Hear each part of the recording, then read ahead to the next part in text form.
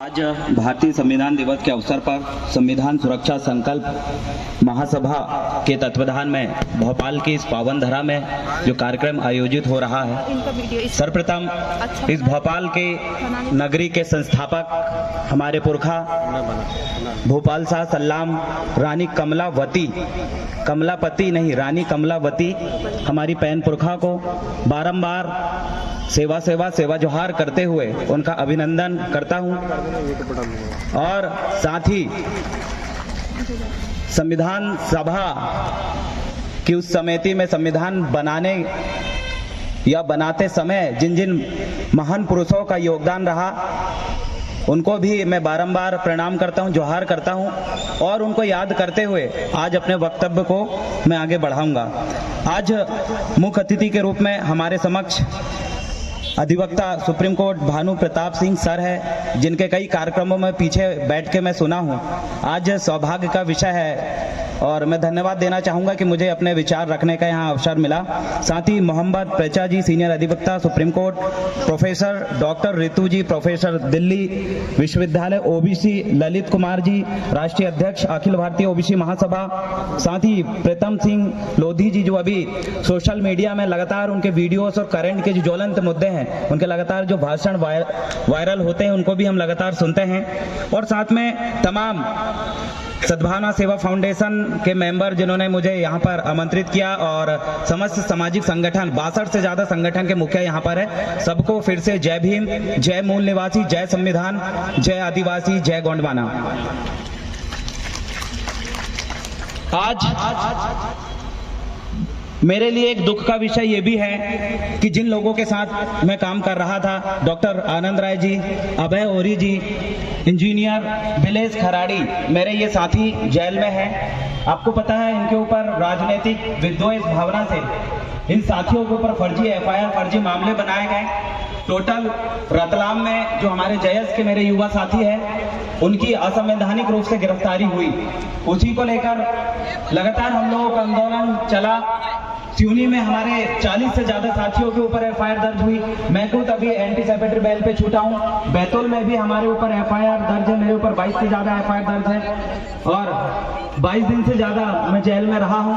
और मेरे बहुत सारे साथी, बाबा साहब अम्बेडकर जी कहते थे शिक्षित बनो, संगठित रहो और संघर्ष करो। साथियों, हम शिक्षित बने हैं, संगठित होकर लड़ भी रहे हैं, लेकिन वर्तमान सत्तासीन सरकार हमारे युवा साथियों को जब अपने हक अधिकार के लिए, जल जंगल जमीन के लिए जब हम लड़ते हैं तो हमारे युवाओं पे फर्जी एफआईआर दर्ज हो रही है। कई साथी मेरे जिला बदल है, कई साथी आज जेल में बैठे हुए हैं, उनकी जमानत नहीं होने दे रहे हैं। हमें ऐसे कार्यक्रम में आने के लिए लगातार संविधान विरोधी लोग चेतावनी देते हैं, डराते हैं कि तुम्हारे भी वो असर करेंगे जो तुम्हारे महापुरुष आदिवासियों करे। लेकिन हम डरने वाली कौम नहीं है, लड़ने वाली कौम है।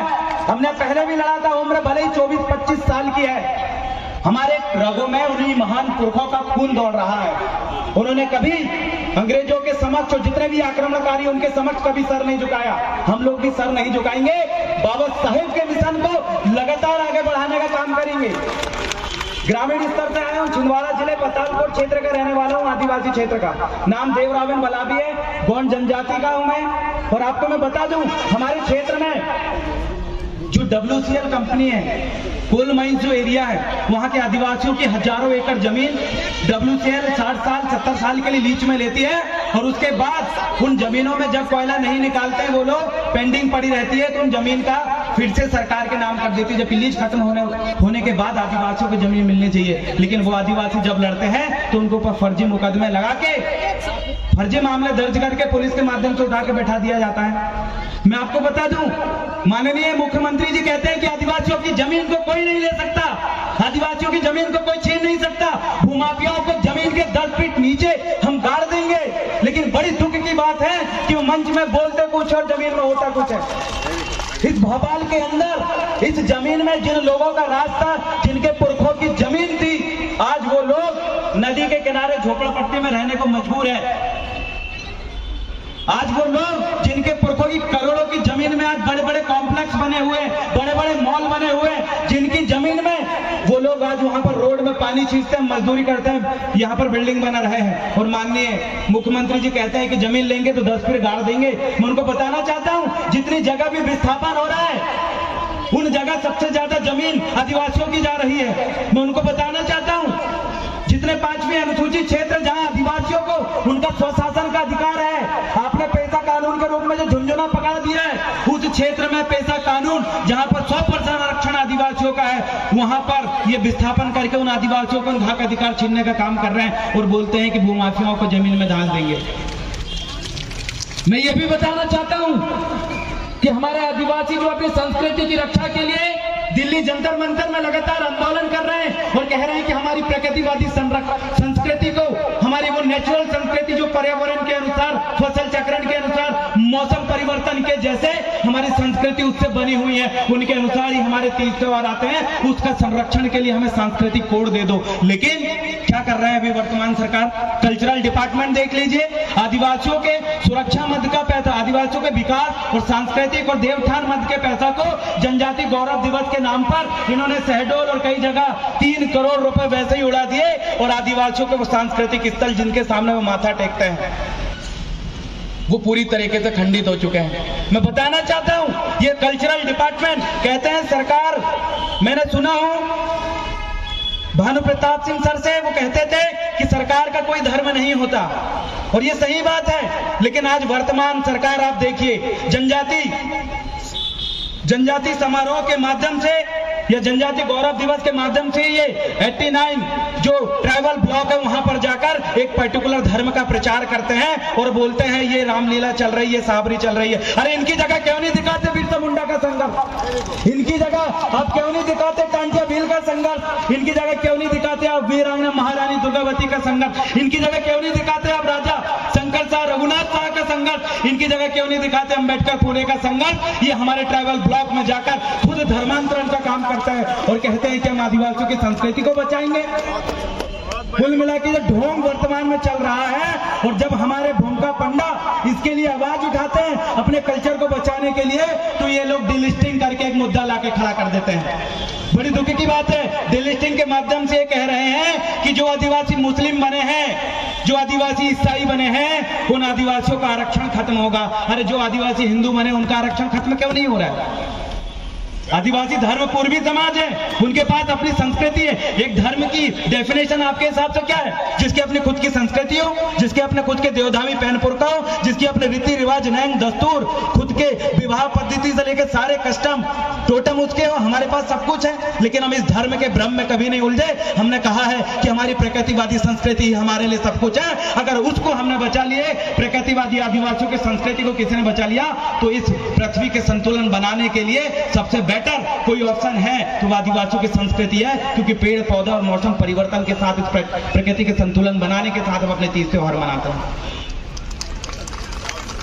आगे मैं यही कहना चाहता हूं कि आदिवासियों की 5वीं अनुसूची जो क्षेत्र का ये ढोंग वर्तमान में मध्य प्रदेश में चल रहा है, पेशा कानून नाम से, ये कुल मिलाकर झुंझुना है। जो पेशा कानून 1996 में था, CND SPT कि जो एक्ट हमने पढ़े हैं, हमें जो अधिकार मिलना चाहिए था वो अधिकार इन्होंने नहीं दिए हैं और पूरे मध्य प्रदेश के आदिवासियों को बेवकूफ बना रहे हैं। तो इस भोपाल की पावन धरा पे पूरे मध्य प्रदेश के आदिवासियों को मैं कहना चाहता हूं कि जो पेशा कानून आपके सामने इन्होंने पेश किया है और बड़े इन्होंने कई प्रकार से उसको बड़ा प्रोजेक्ट करके पेश किया, करोड़ रुपए खर्च करके पेश किया, उसको पढ़िए और समझिए।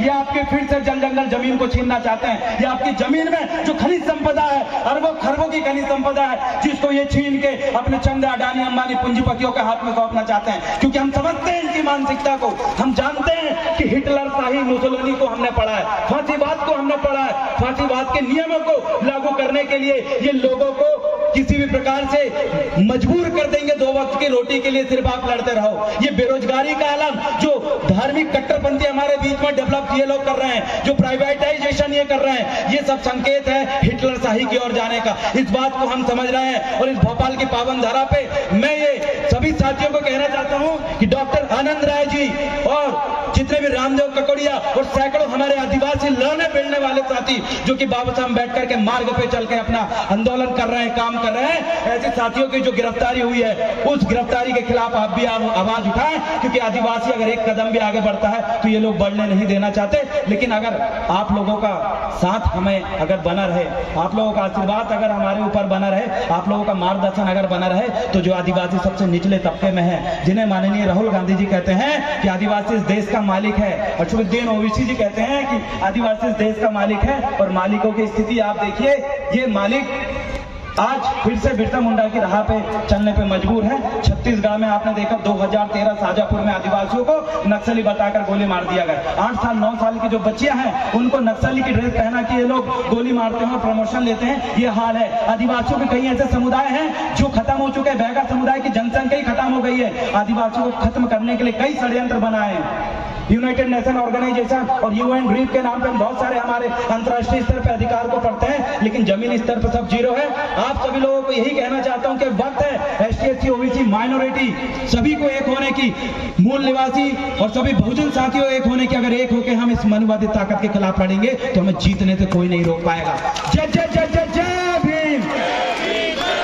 बाबा साहेब का मिशन अधूरा हम सब मिलकर करेंगे पूरा। बाबा साहेब का मिशन अधूरा हम सब मिलकर करेंगे पूरा। बहुत बहुत धन्यवाद। जय सेवा, जय गौंडवाना, जय आदिवासी, जय संविधान। बहुत बहुत धन्यवाद।